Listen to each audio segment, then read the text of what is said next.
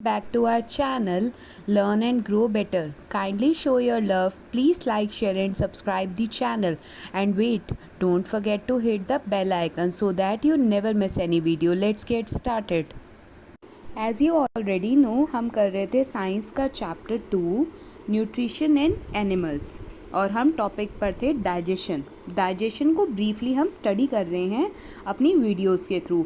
अगर आपने previous topic अच्छे से चेकआउट नहीं किया, अभी कुछ टॉपिक आपको समझ नहीं आया, तो जल्दी से जाइए, प्लेलिस्ट में वीडियोस अवेलेबल हैं। और अगर फिर भी आपको कोई भी डाउट है तो आप कमेंट सेक्शन में मैसेज कर सकते हैं। And one more thing, don't forget to hit the bell icon और सब्सक्राइब दी चैनल। तो हमने इसे प्रीवियस वीडियो में पढ़ा कि किस तरीके से माउथ में डाइजेशन स्टार्ट होता है, माउथ में किस तरीके से टीथ, टंग और सलाइवरी ग्लैंड जो है हेल्प करते हैं फूड की डाइजेशन में। फिर जो है माउथ से कहाँ पर आता है food, very well done, oesophagus में आता है, जिसे हम क्या बोलते हैं, फूड पाइप बोलते हैं। और फाइनली फूड पाइप से होते हुए हमारा फूड कहाँ पर आता है, स्टमक के अंदर आता है। तो स्टमक जो है जे शेप ऑर्गन होता है। तो आज के लेक्चर में, आज की वीडियो में हम स्टमक के बारे में जानेंगे, यानी कि स्टमक जो है किस तरीके से फूड को डाइजेस्ट करने में हेल्प करता है। तो ध्यान रखना है, डाइजेशन स्टार्ट कहाँ होता है, माउथ में होता है डाइजेशन स्टार्ट। और अब हम किस पॉइंट पे आ गए हैं, स्टमक पर आ गए हैं। अभी मैंने आपको बताया कि स्टमक जो है वो जे शेप ऑर्गन है और आपको स्लाइड के थ्रू दिखाई दे रहा होगा कि यही है हमारा जे शेप ऑर्गन। एक बैग लाइक स्ट्रक्चर है स्टमक, जिसे हम कहेंगे सैक लाइक ऑर्गन। और ये मस्कुलर ऑर्गन जो है हमारे लेफ़्ट साइड में होता है। तो आप देख पा रहे हो किस तरीके से स्टमक दिखता है। तो फर्दर डाइजेशन कहाँ होगी, अब स्टमक के अंदर होगी, क्योंकि ईसोफेगस ने सारा का सारा फूड मटेरियल कहाँ भेज दिया, स्टमक में भेज दिया। तो स्टमक जो है वो मस्कुलर ऑर्गन है, अभी बताया मैंने आपको, सैक लाइक ऑर्गन है। बेसिकली सैक मतलब क्या होता है, कहीं ना कहीं बैग लाइक ऑर्गन है, तो उसे ही हम सैक बोलते हैं। तो ये कहाँ लोकेट होता है, आपके एब्डोमिनल कैविटी के लेफ़्ट साइड में लोकेट होता है, यानी कि just below the left lung. अब एब्डोमिनल कैविटी क्या होती है, एब्डोमिनल कैविटी में basically digestive and reproductive as well as excretion के ऑर्गन होते हैं। तो एब्डोमिनल कैविटी में डाइजेस्टिव सिस्टम, रिप्रोडक्टिव सिस्टम और एक्सक्रीशन ऑर्गन होते हैं। और इसी एब्डोमिनल कैविटी के लेफ़्ट साइड में, यानी कि आपके लेफ़्ट लंग के जस्ट नीचे कहाँ क्या लोकेट होता है, जे शेप ऑर्गन लोकेट होता है, जिसे हम स्टमक बोलते हैं। तो यहाँ से एक क्वेश्चन आपका अराइज हो सकता है, write down the location of stomach. तो आपको स्टमक की लोकेशन पता होनी चाहिए। आगे बढ़ते हैं। When food reach the stomach it is churned and mashed by contraction of muscles in the stomach wall.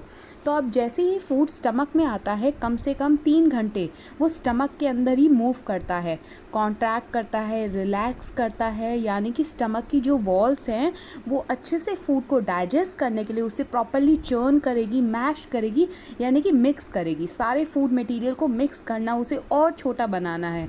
तो ध्यान रखना है, खाना हम खा रहे हैं, कम से कम वो 3 घंटे तक वो हमारे पेट में ही रहता है खाना, क्योंकि उसे डाइजेस्ट होने में टाइम लगता है।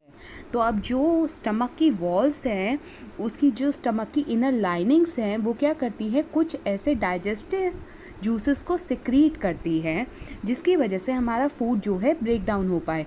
तो अब उन डाइजेस्टिव जूसेस को हम क्या बोलते हैं, याद रखना है, गैस्ट्रिक जूस भी बोलते हैं। अब उन गैस्ट्रिक जूसेस में 3 चीज़ें होती हैं, पहला पेप्सिन, दूसरा म्यूकस, तीसरा हाइड्रोक्लोरिक एसिड। हाइड्रोक्लोरिक एसिड, यहाँ पर जो HCl लिखा है मैंने, ये हाइड्रोक्लोरिक एसिड की केमिकल फॉर्म है, तो ध्यान रखना है। अब हाइड्रोक्लोरिक एसिड की अगर बात करें तो ये बहुत ही ज़्यादा स्ट्रॉन्ग एसिड होता है, और स्ट्रॉन्ग एसिड अगर हमारे स्टमक में है तो कहीं ना कहीं ये हमारी स्टमक की लाइनिंग को इरिटेट भी तो कर सकता है। तो उसी से प्रोटेक्शन के लिए कौन हेल्प करता है, म्यूकस हेल्प करता है। बहुत इंपॉर्टेंट है यहाँ पर म्यूकस का रोल बताना है, ये भी एक क्वेश्चन आ सकता है। तो basically mucus protect the lining of stomach from its own secretion of hydrochloric acid.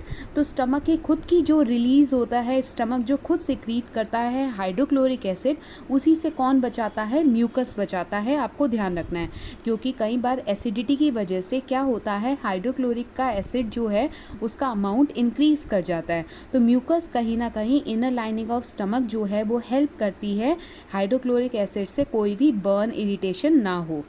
अच्छा, अब आपको ध्यान रखना है इन गैस्ट्रिक जूसेस में जो पेप्सिन, म्यूकस और हाइड्रोक्लोरिक एसिड है उनके रोल क्या है। तो म्यूकस का रोल आपको समझ में आ गया, हाइड्रोक्लोरिक एसिड से प्रोटेक्शन। अब नेक्स्ट है हमारा हाइड्रोक्लोरिक एसिड। तो हाइड्रोक्लोरिक एसिड जो है वो जर्म्स को किल करता है। जितने भी बैक्टीरिया जो हमारे मुंह से कहाँ आ जाते हैं, स्टमक के अंदर आ जाते हैं, तो उन सबको किल करने का काम कौन करता है? हाइड्रोक्लोरिक एसिड करता है। का सेकेंड रोल क्या है? बेसिकली हाइड्रोक्लोरिक एसिड है, तो ये क्या करेगा? मीडियम को एसिडिक बना देगा, हमारे स्टमक को बेसिकली क्या कर देगा? एसिडिक मीडियम बना देगा। अब ये एसिडिक मीडियम कहीं ना कहीं हेल्पफुल है जो थर्ड गैस्ट्रिक जूस के अंदर हमारा प्रेजेंट होता है मटेरियल, जिसे हम पेप्सिन बोल रहे हैं, उसके काम करने के लिए।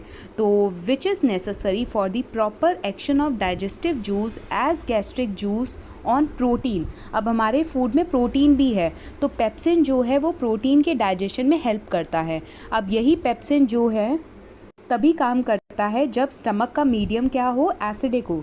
तो हाइड्रोक्लोरिक एसिड स्टमक के मीडियम को एसिडिक बना देता है, जिससे पेप्सिन जो है प्रोटीन की डाइजेशन करना स्टार्ट कर देता है। तो ध्यान रखना है, पेप्सिन में कुछ ऐसे एंजाइम्स होते हैं जो वो रिलीज़ करता है, जिससे प्रोटीन की डाइजेशन स्टार्ट हो जाती है और प्रोटीन को कॉम्प्लेक्स से सिंपलर सब्सटेंस में कन्वर्ट किया जाता है। तो ध्यान रखना है, स्टमक क्या रिलीज़ करता है? गैस्ट्रिक जूस रिलीज़ करता है। उसके अंदर क्या क्या होता है?